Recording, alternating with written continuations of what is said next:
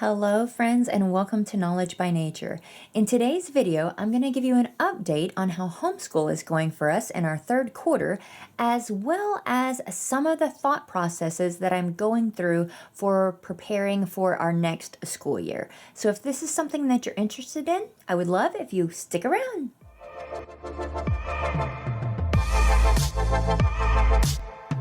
All right, welcome back. I am a homeschool mom to a second grader.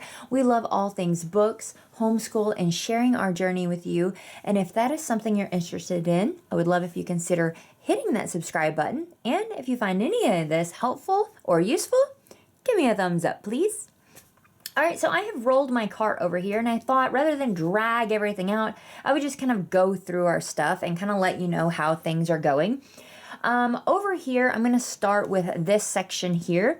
This is a kind of group book here. It's a workbook that covers all of these things, and I just randomly picked it up from Book Outlet, and we're actually kind of enjoying using it. It's just one more way to make sure that I'm kind of clicking off some of the things that I need to for sure be covering for second grade. It's nice and colorful.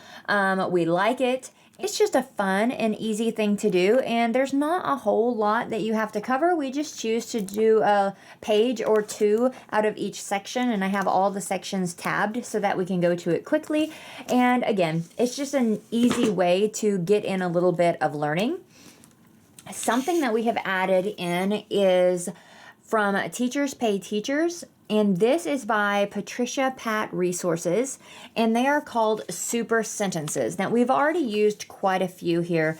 I am loving the way that she can practice creating a really nice sentence. So first we look at who did something, what did they do? And you just add in different sections. Each one is a little bit different.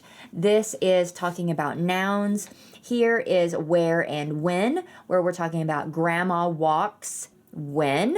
And then we kind of do a little illustration, write your own super sentence, illustrate your own super sentence. I think that's kind of similar, except you're illustrating everything there. Then over here, we're getting where they're having to fill in even more. So we have our complete the following super sentences, who or what, your noun, rolls across the park. That pig, your verb, in the mud. And so I just really like this. It goes back and it has them check their work by circling the capital letters and circling the period with their favorite color. I just have really enjoyed doing this with her, and so has she. Here's another one where you're just kind of drawing in and just illustrating the sentence before you actually draw it. This has been great for us for really making sure that we are doing a good sentence. Again, that's Teachers Pay Teachers, and I snagged this when they were having a sale. I was really excited about that. We've got our 180 days of social studies, and we're just kind of trudging along on this, to be honest. It's okay. It's just a little bit dry. I won't be using this for next year, but we are going to go ahead and try to finish it because it is covering some stuff, but overall, it's not my favorite. We usually don't do it 5 days a week. We will actually usually do either 2 days a week or 1 day a week, where we would just do all of the days in one day or multiple days in one day. Then we have our sight word practice pages. Again, this is something that we have been using for quite a while. So you have a sight word up at the top, you trace the word, you write the word, then you can stamp or cut it out, and then you write your own sentence. This has been something that's been really nice to see, like the progression. Even she can start at the beginning and see how good she has gotten at her handwriting and just creating a good sentence. We are almost done with our handwriting without tears. We're at the very end section of the book where you are just starting to write some sentences. So we're back here at the back. We'll be finishing in this up shortly. I think you roll over to numbers for just a little bit at the back. Let me double check that. Yes, you practice just a few numbers at the very back of the book. So we are finishing that up. We would have had it finished already, but she had gotten interested in cursive again. This is one I had picked up when The Good and the Beautiful was having like a really good sale. And what's cool about this one is it follows along the rainbow colors. So she could kind of do this independently and be able to follow the rainbow colors. We're not very far in this one. She just grabs it occasionally to kind of like do that and kind of work on her cursive, again, independently. So that is what she's also doing for her handwriting. And then we have Mindbenders Level 2. We love Mindbenders. I had another logic book that I used for first grade, but then she really, really liked this one towards the end. And so Lollipop Logic. That's what the other one was. Lollipop Logic. That was one that we used in first grade. But this is just really fun and quick. She pulls it out. She does one every day. She goes through and she decides where the yes should go. So those are just kind of the quick independent work that she's going to grab first thing of a morning and kind of complete this before we start our bigger ones. Over here are just some things, to be honest, we haven't hardly touched. We've got some extra notebooks. We have not done this at all in the last couple months. So I do probably need to move that forward. But right now I'm just trying to like work on some other things.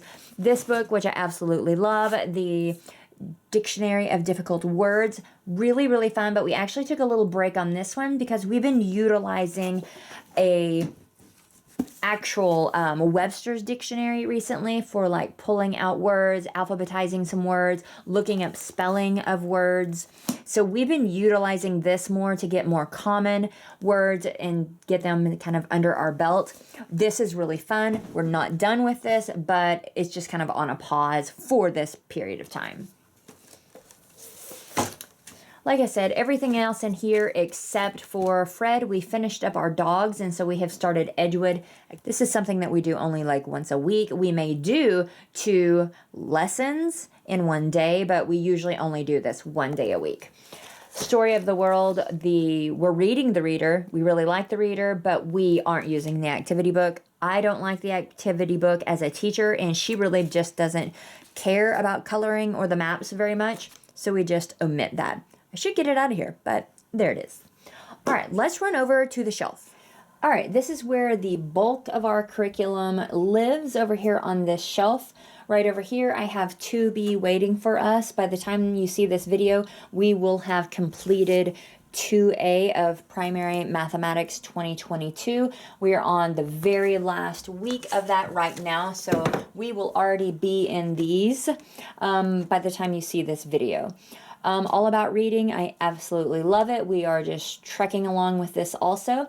With this, we're just going to go ahead and pick it up just a little bit. We have been doing 2 lessons a week, and we can really bust out a lot more than that. So I think we're going to just go ahead and finish this up a little bit quicker, maybe doing 4 lessons a week. That way for the 4th quarter, we can kind of like relax and have less lessons that we're completing and just work more on maybe some book projects that I would like her to kind of start working on, reading a book and doing a small little report on that. Story of the World, we are right here at the very end. I mean, we are at chapter 40. So again, I'm sure this will be finished by the time you actually see this video. I'm not 100% sure what we will do. I have ordered volume 2, but I don't think I'm going to start it right away since we are kind of at the tail end of the year. I may change my mind. I don't know. But I have plenty of resources right up here for like who was and what was. There's plenty of like reading history resources, and I even have a few of these like American history, world history. I could do something with those. So I don't know for sure that I'm going to start this right away, but again, I may change my mind. First language lessons. This is really I don't know. Sometimes I do it pretty faithfully. Other times I don't. So we're not going to have this like completed by 2nd grade, but we're picking up things that we need to know out of this book in a different way. We used this for all of 1st grade. We used it for almost all of 2nd grade. And it's not that it's not good. It's just I'm a little bit burnt out with it at the moment, and so I'm not gravitating towards it very often. This is another one of those options that we're able to complete our English and grammar with. We do Tinkeractive English. We're going to finish this, of course, by the end of the year because there's not very many in it. I'm really bummed this only goes to 2nd grade because we love Tinkeractive. We have our science book here. again, from Tinker Active. We love it. And so we space these out. We don't ever do both of these in 1 week. If I do English 1 week, I'll do science the next week, because there are not very many lessons in these, and we would fly through them if we did them every week. 2 more books that kind of pick up when we don't do our Tinker Active are Evan Moore, Skill Sharpeners Science, and Evan Moore, Skill Sharpeners Critical Thinking. I really like both of these books a lot, and again, these will be finished this year too. So I'm really pleased with myself, to be honest, that we are wrapping up so many on time. Last year, I was scrambling. I'll even put my mid-year freak out right here, because I hadn't developed a loop system, and the loop system has kind of kept homeschool rolling like it's supposed to. Another thing that we are liking is Traditional Spelling by Memoria Press. This is just something that we started this year, started it pretty late, so we're only on chapter 8 at the time that we're only on lesson 8 at the time that you're seeing this, but it is working really, really well. I have noticed a huge difference in her spelling. It's possible that it clicked. But I really think it's this approach and the phonetic approach that it brings, and I don't know, she's really, really doing spelling well. We will not finish this, I don't think, by the end of 2nd grade because we started it so late, but that's okay. I think this is a good one that will be easy to kind of continue on through summer and finish it up. Already talked about primary mathematics, where we are finishing it up. This will be finished by the time you see this video. Writing with Ease, level 1. We are still in level 1 because we did not begin this until the 3rd quarter of 1st grade. Usually we do multiple lessons a day when we do it, and so we might only do this like twice a week, but hopefully we'll actually finish that this year. Another resource that we are using a lot in place of this first language lessons is that we are using this visual guide to grammar and punctuation, as well as we have Night Zookeeper and Adventure Academy that kind of throws in some of these grammar things. And this reminds me, I actually had another workbook which was like grammar, scholastic grammar or something, and we have finished that up too. This is just a little workbook that we pull out occasionally to kind of practice some of our time and money. It's fun because it's Disney, and I had found it on one of my bookshelves when I was cleaning things out. So we pull this out occasionally.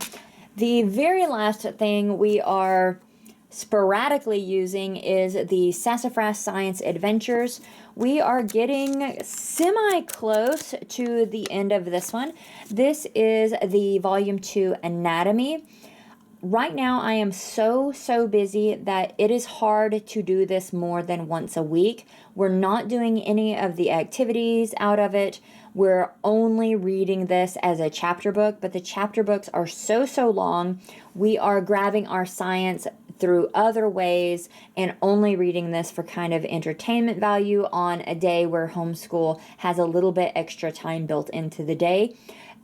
We covered anatomy really well last year, and so I'm not so concerned with really digging into anatomy this year, but she's enjoying the story, so we are completing the story, and we will finish this for 2nd grade, but that is all that we have mainly done, is just read it. Which brings me over to 3rd grade thinking. So we're at the 3rd quarter here. I'm starting to really think about all the things that I need to be covering. And so what I do is I look at everything that I'm going to have to cover for next year, and then I think about the things that I'm using right now. And so this year I'm just kind of writing down things that I'm for sure a yes on, things I'm for sure no on, and things I'm just not quite sure about. So going through all those things that we just went through, all about reading. Level 3 is what we're on.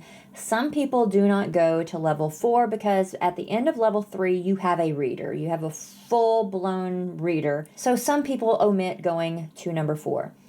She absolutely loves all about reading. It is something that we have done since pre-reading, and she wants to finish it out. So we are going to finish it out. We may go similar to the pace that we have this year, where it's just really slow, and that's okay, but it kind of lets her complete it. She knows that she's done the entire program. Another yes would be Story of the World. She really likes that, so we're going to move to volume 2. We've omitted the activity book this year. Who knows? I may change my mind and order it later. But right now, I've only picked up the Spine, Mindbenders, Evan Moore, these workbooks. We're liking those. So I'm just going through and I'm creating yes and no columns to make it easier so that I know I don't need to worry about these, but I do need to kind of come up with different things here. So different things that I'm not going to be using, I went ahead and put in the no column. Things that I kind of want to think about, I'm going to put over here. And so this gives me an idea of what I might be looking at. And then I have also went ahead and started writing down ideas for things that I'm seeing. I'm putting down the cost so I can kind of evaluate all of these things and just getting some ideas down for what I want to use. So this is how I'm beginning to kind of brain dump and get all my ideas organized for upcoming third grade curriculum, because I will be starting to purchase. In fact, I already have purchased a few. Some of these things I'm just wanting to get an idea of the costs and the things that I'm going to be looking for, things that I'm really interested in. Maybe I saw something on a blog and I really like it, and so that just gives me an idea of this is where I'm at, and it helps me to get started for purchasing for the next year. So if you needed any tips and tricks for getting started, I look at my current subjects and I just group them out, and things I'm just not sure about, I put a question mark. This isn't set in stone. It just is a good place to start breaking some things out into columns, which make it really easy as I'm going to start preparing for third grade. And it's insane that we are in third grade and things are getting a little bit more difficult to make sure that we're covering everything. And I realize that's nothing compared to when we get to high school. But with kindergarten, I felt like I really just kind of had two big ones, phonics and math, and everything else would come. And now we're getting those, and now I've got to start adding on these extra ones, and knowing what I need and which ones I want to use can be difficult. So if you enjoyed this video, I would love if you give me that thumbs up, consider hitting that subscribe button, and I'll see you in my next one. Bye!